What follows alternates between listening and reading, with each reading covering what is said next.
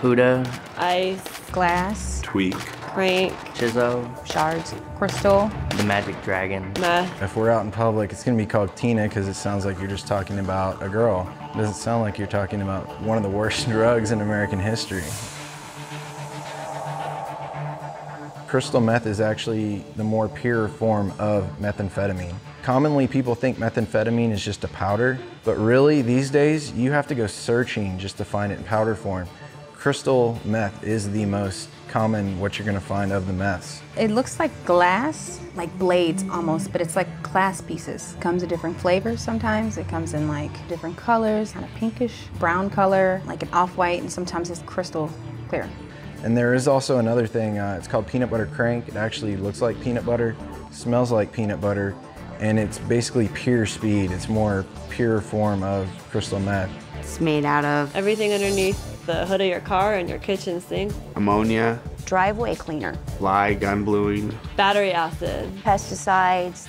It's basically ingredients that if you ingested any of them would pretty much kill you or send you to the hospital in serious condition. And I know that the people that manufacture it, can get blown up and they die. It's strictly just toxic poison.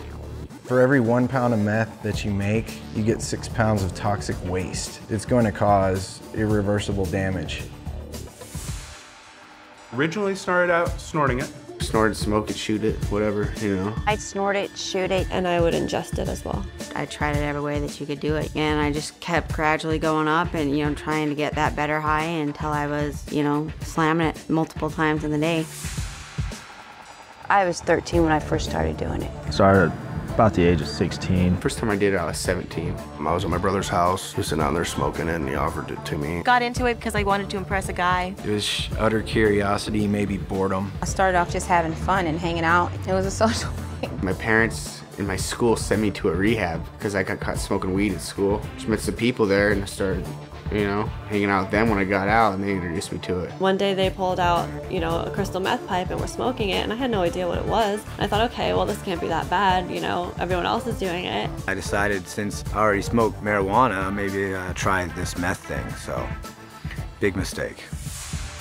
Once I tried it that one time, just this instant euphoria, like it probably kicked in within 10 to 30 seconds of smoking it. At first you feel really good, and I felt like I was on top of the world. And it lasts for quite a long time, for some people up to 12 hours.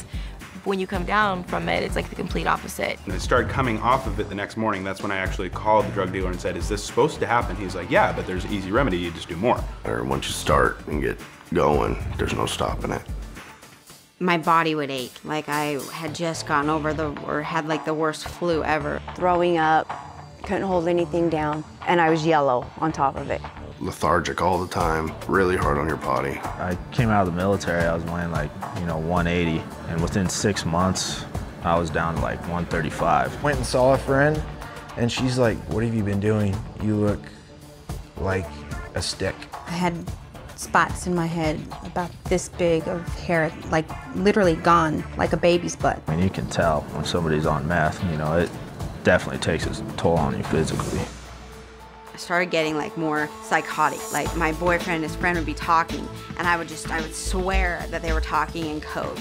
I would be hallucinating so bad where I'd see things in my room, see things that weren't there like bugs, or see things crawling on me, picking at my arm and trying to get these bugs out of my arm. I spent 6 hours not moving other than picking at my face in front of the mirror. By the end of the night, I had huge gashes all over my face, I'd have them on my arms, I'd have them on my legs. I was up for my 8th day with no sleep and no food, watching the walls move.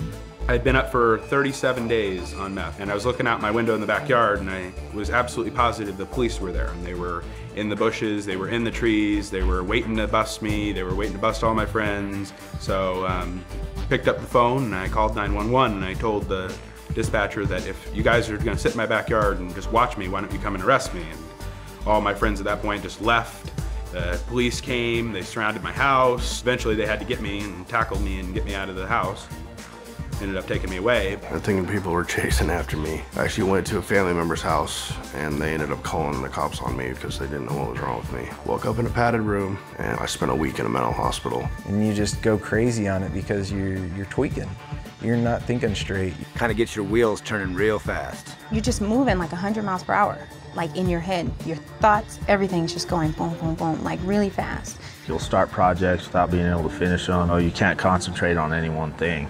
Just constant motion. And you're doing absolutely nothing. I had to calm myself down, panic attacks and stuff. I would just start getting real irritable, cranky, tired. You get depressed. Feel worthless. I remember just wanting to lay in bed and sleep my life away. That was the only way I could function, is if I did just do a shot. Just needed that and wanted it and was going to do anything to get it at that point. Wouldn't have any problem going to your house, kicking your door in, robbing you for everything you had, just to get it.